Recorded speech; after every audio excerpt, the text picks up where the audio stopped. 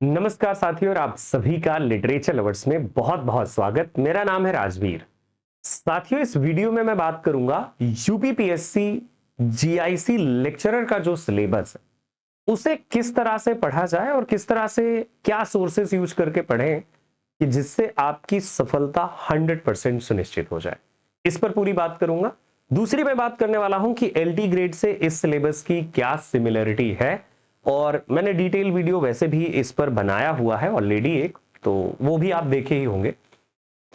तो सिलेबस को सिंपलीफाई करने वाला हूं, क्या क्या चीजें हैं, किस तरह से पढ़ें, कैसे तैयारी करें, और पहले जो आपका ये अटेम्प्ट है, इस अटेम्प्ट में एल जो जीआईसी प्रवक्ता की वैकेंसी है उसमें सफलता हासिल करें। बाकी एलटी ग्रेड बैच हमारा ऑलरेडी चल रहा है।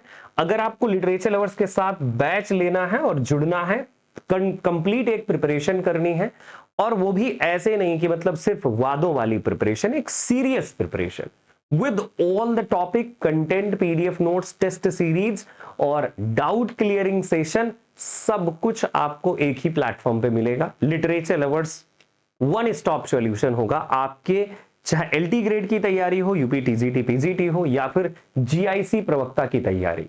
आपको एक एक कंटेंट और रिफाइंड चीजें मिलेंगी, सारे पीडीएफ नोट्स मिलेंगे, सब कुछ मिलेगा। बाकी मैं ज्यादा नहीं बताऊंगा, लिटरेचर लवर्स ऐप डाउनलोड कीजिए और वहां से आप चेक कर सकते हैं। आइए अब हम लोग सिलेबस पर बात करते हैं। क्या है आपका सिलेबस? तो जो अभी ये वैकेंसी आई यूपीपीएससी जीआईसी प्रवक्ता की, उस वैकेंसी में आपका ये सिलेबस दिया गया है। सिलेबस का डिवीजन दो सेक्शन में है इंग्लिश के। सेक्शन 1 जो लिटरेचर वाला पार्ट है, जिसमें टोटल आपको लिटरेचर दिया गया है, और सेक्शन जो 2 है तो वो ग्रामर वाला सेक्शन है, जहां पर ग्रामर पर पूरी बातचीत है। अगर मैं इस सिलेबस को थोड़ा डिकोड करूं तो सिलेबस को डिकोड करने पर कुछ इस तरह की चीजें सामने आती हैं कि आपके सिलेबस में क्या क्या चीजें दी गई हैं। बाकी मैं सिलेबस पर लौट आऊंगा, थोड़ा इस स्लाइड पर फोकस करिएगा जो बड़ी महत्वपूर्ण है आप सभी के लिए। तो देखिए, जो सिलेबस है आपका, इसमें आपको क्या क्या पढ़ना है। तो हिस्ट्री आपको पढ़ना है, हिस्ट्री पढ़ना है आपको, टर्म्स आपको पढ़ना है, फॉर्म्स आपको पढ़ना है, मूवमेंट आपको पढ़ना है, मूवमेंट्स आपको पढ़ना है, हिस्ट्री, टर्म्स, फॉर्म्स, मूवमेंट्स और फिगर ऑफ स्पीच, ये आपको सारी चीजें पढ़नी है। ठीक है, आप हमारा कोर्स लें या ना लें, इससे कोई ज्यादा फर्क नहीं पड़ता, लेकिन सबसे इंटरेस्टिंग बात है कि आपकी हेल्प करना ये हमारा सबसे बड़ा काम है। और इसीलिए हमारे YouTube चैनल पर आप सभी कैंडिडेट्स के लिए एक फ्री सोर्स अवेलेबल है, एक कंप्लीट पूरी प्लेलिस्ट अवेलेबल है। लिटरेचर लवर्स चैनल को ओपन करना है, यहां पर जाकर के आपको प्लेलिस्ट चेक करनी है, और प्लेलिस्ट में आपके लिए एक पूरी प्लेलिस्ट बनाई गई है जहां पर आप किसी भी लिटरेचर की एग्जाम की तैयारी करते हो, ये प्लेलिस्ट आपके लिए बहुत अच्छी है। और जितनी चीजें मैंने अभी आपको बताई कि ये आपको पढ़ना है, history, history of English literature, ठीक है, ये ध्यान रखिएगा, इंग्लिश लिटरेचर ये पढ़ना है आपको। तो पूरी ब्रीफ हिस्ट्री आपको उस प्लेलिस्ट में मिल जाएगी, टर्म्स आपको मिल जाएंगे, फॉर्म्स आपको मिल जाएंगे, मूवमेंट के बारे में जानकारी हिस्ट्री में ही आपको मिल जाएगी, फिगर ऑफ स्पीच आपको मिल जाएंगे, है ना। और साथ में आप एक दो चीजें और अगर ऐड कर लेंगे, जैसे मीटर पढ़ लीजिए, मीटर आपको पढ़ना होगा, मीटर के लिए भी मैंने पढ़ाया था।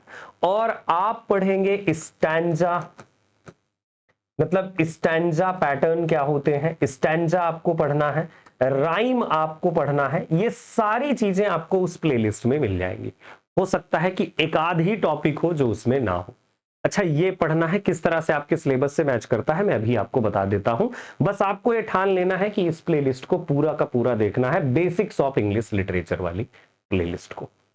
इसको पढ़ने के बाद आप अपने आप में खुद फील करोगे कि यस, आप इंग्लिश लिटरेचर स्टूडेंट हैं, और जीआईसी प्रवक्ता की काफी तैयारी हो गई, एलटी ग्रेड की हो गई, यूपी टीजीटी की हो गई, यूजीसी नेट की हो गई। ठीक, अब आते हैं दूसरे पार्ट पर। तो जो आपका ये सिलेबस है, जिस सिलेबस को आपको मैं दिखा रहा था, तो जिसमें से ये पोर्शन आप देख पा रहे होंगे, टर्म्स, मूवमेंट, फॉर्म्स, इसे क्रिटिसिज्म को छोड़ दीजिए थोड़ी देर के लिए, लिटरेरी क्रिटिसिज्म को थोड़ी देर के लिए छोड़ दीजिए, ठीक है।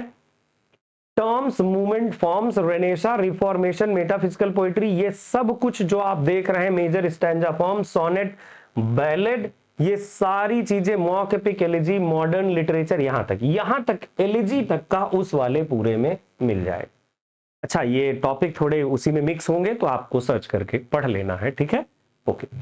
अब आती है बात इधर का सिलेबस और आती है बात इस ऊपर के सिलेबस को लेकर के, ठीक है। मैंने कहा आपसे कि ये चीजें पढ़ लेना है, इसके बाद आपको और क्या पढ़ना है।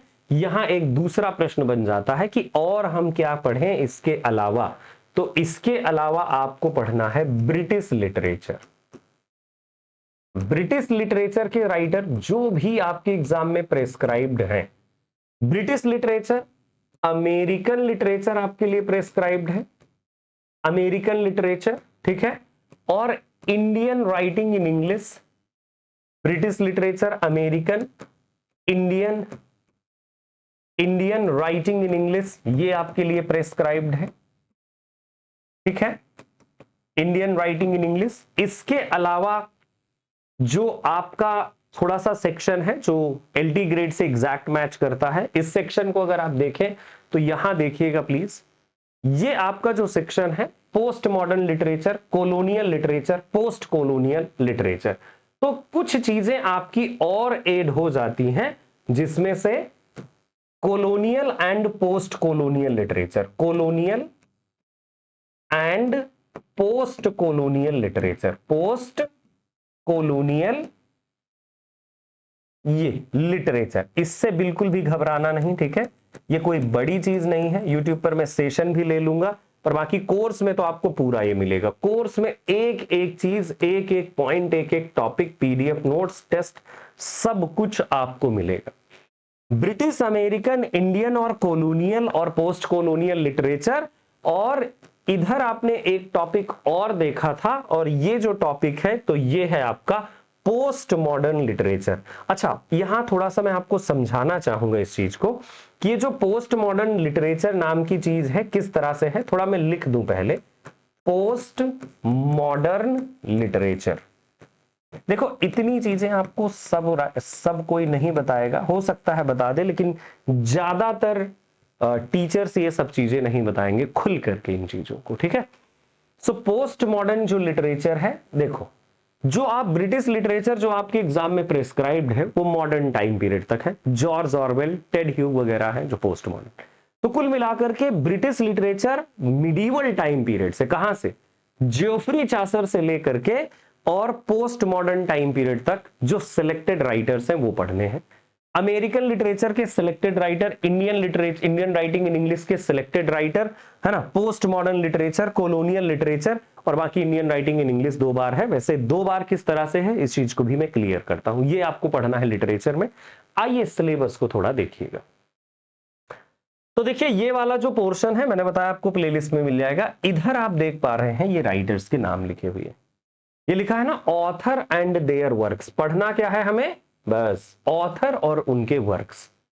बोले तो life and works, life and works, किसके लाइफ एंड वर्क्स, तो लाइफ और वर्क्स जो भी आपके राइटर प्रेस्क्राइब्ड हैं, चाहे वो जियोफ्री चासर हो, शेक्सपियर, मिल्टन, कोई भी इनमें से राइटर हो, जितने राइटर ये यहां तक मेंशन है, ये सभी राइटर्स के लाइफ एंड वर्क्स के बारे में पढ़ना है। मोस्ट इंपॉर्टेंट बात यहां पर ये आती है कि सर हम राइटर्स को तो पढ़ लें, लेकिन हमें यह नहीं पता चल रहा है कि किस राइटर में क्या पढ़ना है। तो थोड़ा सा टाइम दीजिए और मुझसे सुन लीजिए कि किस राइटर में क्या पढ़ना चाहिए। जैसे जियोफ्री चासर पढ़ोगे तो कैंटरबरी टेल्स और उनके अदर वर्क्स जैसे लीजेंड ऑफ गुड वुमेन है, पार्लियामेंट ऑफ फाउल्स है, बुक ऑफ डचेस है, रोमांस ऑफ द रोज है, ऐसे वर्क्स के बारे में आपको पढ़ना होगा। शेक्सपियर में तो देखो, शेक्सपियर तो एक बड़ा टॉपिक है, शेक्सपियर के प्लेज, उनकी शॉनेट्स, लॉन्ग पोएम्स और उनके प्लेज की समरी, कैरेक्टर्स, इंपॉर्टेंट लाइंस, वो सब पढ़ना होगा आपको। मिल्टन में पैराडाइज लॉस्ट पढ़ लिया, उनकी सॉनेट्स पढ़ ली, ऑन हिज ब्लाइंडनेस पढ़ लिया, कॉमर्स के बारे में पढ़ लिया, और जो उनका सैमसन एगनिस्ट जो उनकी ट्रेजेडी है उसके बारे में आपने पढ़ लिया, और पैराडाइज रीगेन के बारे में पढ़ लिया। इधर एरोपेजिटिका के बारे में भी पढ़ लोगे, ड्राइडन के बारे में एब्सोलोमेकिटोफिल है, और ड्रामेटिक पोएजी जैसा इनका इंपॉर्टेंट वर्क है। और साथ में जैसे एस्ट्रिया रिडक्स है या एनस मिराबिलिस जैसी पोएम्स है, तो उनको आपको पढ़ना है। एलेक्जेंडर पोप में आपको rape of the lock, Dunciad, essay on man, essay on criticism.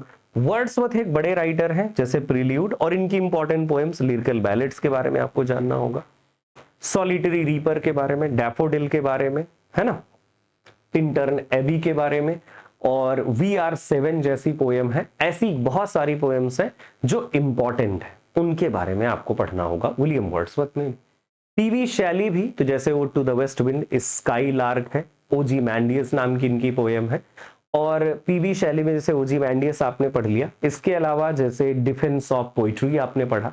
John Keats की जो इंपॉर्टेंट ओड है, नाइटिंगेल, अर्न और साइकी है, तो ऐसी ओड्स को आप पढ़ेंगे, ठीक है।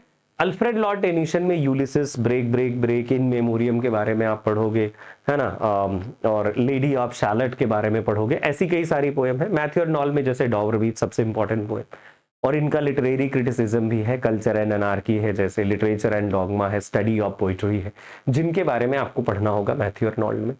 मैथ्यू अर्नॉल की जैसे मेमोरियल वर्सेस है, शेक्सपियर नाम की पोएम है, उनके बारे में जानना होगा। चार्ल्स डिकेंस, तो ये एक ऐसे राइटर है जिनके नॉवल बड़े पॉपुलर हैं, कैरेक्टर से एग्जाम में क्वेश्चंस बनते हैं।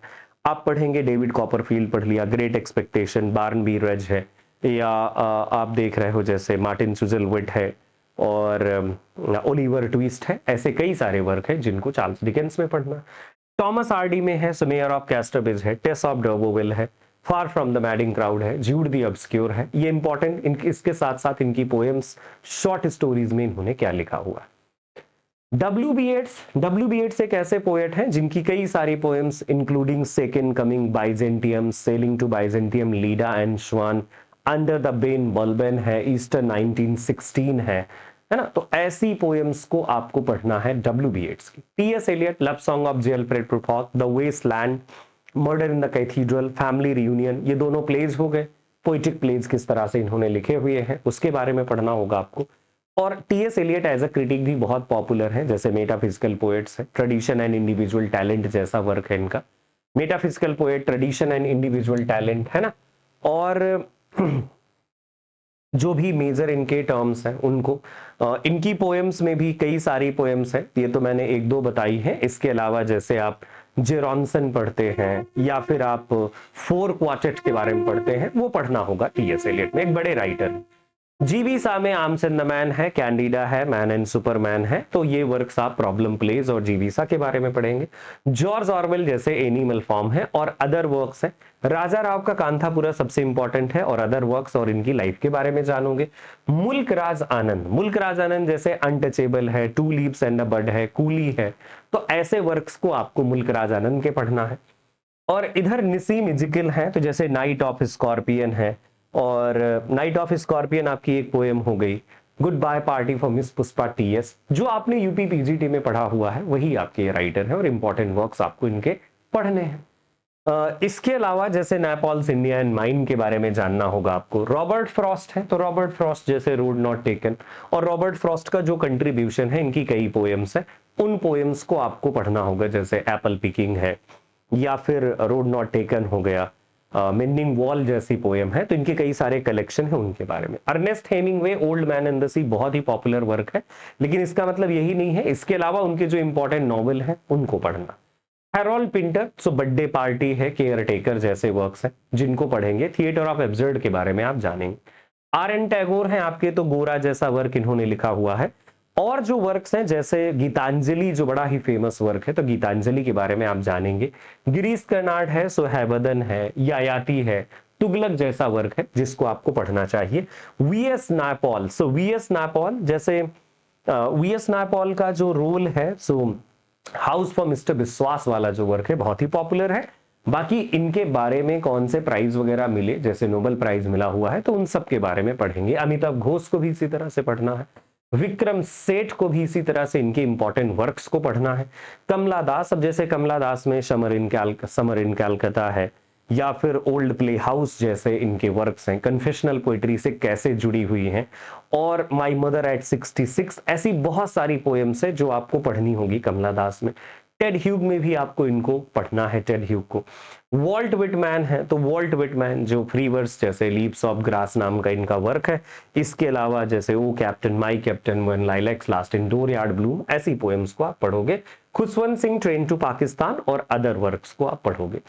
मैंने इतने सारे राइटर्स में बड़ा ब्रीफली और बड़े एक एक दो दो वर्क्स के नाम मैंने मेंशन करे हैं जो बहुत ही इंपॉर्टेंट है। इसका मतलब ये नहीं हुआ कि ये पूरा हो गया, लेकिन मैं ये कहूंगा कि मैंने सारे इंपॉर्टेंट वर्क्स के नाम लेकर के लगभग बहुत सारी चीजें आप तक पहुंचा दी। ये मैंने, जैसे बहुत सारे कैंडिडेट पूछते हैं सर बताएं कौन सा टॉपिक पढ़ेंगे, तो ये टॉपिक बड़े आराम से सुनिएगा, वीडियो को पॉज कर करके नोट डाउन कर लीजिएगा, ये आपको पढ़ना है, ठीक है।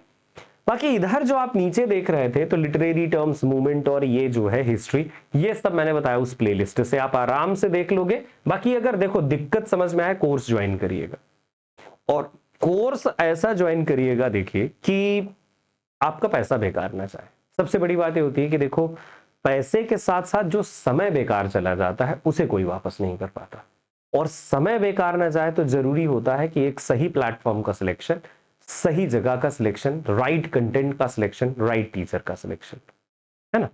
बातें बहुत सारे लोग कर सकते हैं, कह सकते हैं, रियल ग्राउंड में कौन सही उतरता है, इस चीज को ध्यान में रखते हुए अपने समय को इन्वेस्ट करिएगा। क्यों? क्योंकि पैसा तो देखो कमा लो, लेकिन समय समय नहीं वापस ला पाओगे, तो समय को देखते हुए चीजों को करिएगा, ठीक है। बाकी लिटरेरी क्रिटिसिज्म का जो पार्ट आता है ये यूजीसी नेट की यूनिट नंबर 8 है, जहां पर आपको लिटरेरी क्रिटिसिज्म में ये राइटर हैं आपके, एरिस्टोटल पढ़ो। अब एरिस्टोटल के पोइटिक्स और एरिस्टोटल के जो टर्म्स हैं, कैथारसिस, माइमेसिस या फिर पेरिपेटिया, एनागोनोरसिस, ये सब क्या है इनके बारे में आपको जानना पड़ेगा। एरिस्टोटल में जो पोइटिक्स और लिटरेरी क्रिटिसिज्म, ड्राइडन का ड्रामेटिक पोइट्री, डॉक्टर जॉनसन का lives of the most eminent English poets, और जो शेक्सपियर के बारे में इन्होंने लिखा है, S T Coleridge biographia literaria, Wordsworth preface to lyrical ballads, Matthew Arnold study culture and anarchy, study of poetry जैसे वर्क हैं जो आपको पढ़ना है। T S Eliot, tradition and individual talent, Hamlet and his problem, और tradition and individual talent, Hamlet and his problem and the metaphysical poets, ये तीन ऐसे बड़े इंपॉर्टेंट है। इसके अलावा भी एज अ क्रिटिक वो बहुत इंपॉर्टेंट है। तो ये सारी चीजें आपको लिटरेचर वाले सेक्शन में करनी। मैंने अपने बेस्ट नॉलेज के हिसाब से वो नाम लिए हैं वर्क्स के जो एग्जाम्स में आते ही आते हैं। अब आप अपने बेस्ट दिमाग को लगा करके ये समझिए कि सही गाइडेंस अगर मिल गई है तो पढ़ाई शुरू कर लीजिए, ठीक है। बाकी इसका बैच पहले भी बता चुका हूं, लिटरेचर लवर्स ऐप पर अवेलेबल रहेगा, वो ऐप को डाउनलोड करिएगा। ऐप में देखो सारी चीजें आपको मिलती है, पीडीएफ नोट्स मिलता है, टेस्ट मिलते हैं, टॉपिक वाइज आपको पढ़ाया जाता है, सारी चीजें होती है जो आप इवन नहीं सोचते, डाउट क्लियरिंग सेशन होगा कि नहीं होगा, वो सारी चीजें, रिकॉर्डेड क्लासेस, ये आप लाइव नहीं देख पाते तो रिकॉर्डेड देख लीजिए, कोई दिक्कत नहीं। दूसरा सेक्शन आता है जो है आपका लैंग्वेज वाला सेक्शन। देखो लैंग्वेज वाले सेक्शन में नो डाउट कि अगर आप कॉम्पिटिटिव एग्जाम की पहले से प्रिपरेशन करते रहे तो ग्रामर पढ़ा होगा, नो डाउट, है ना। तो जो आपकी एक कंप्लीट ग्रामर है उसको आपको पढ़ना होता है फ्रॉम बिगिनिंग टिल एंड। बढ़िया बुक्स जैसे रैन एंड मार्टिन जैसी बुक्स को आप प्रेफर कर सकते हो पढ़ने के लिए।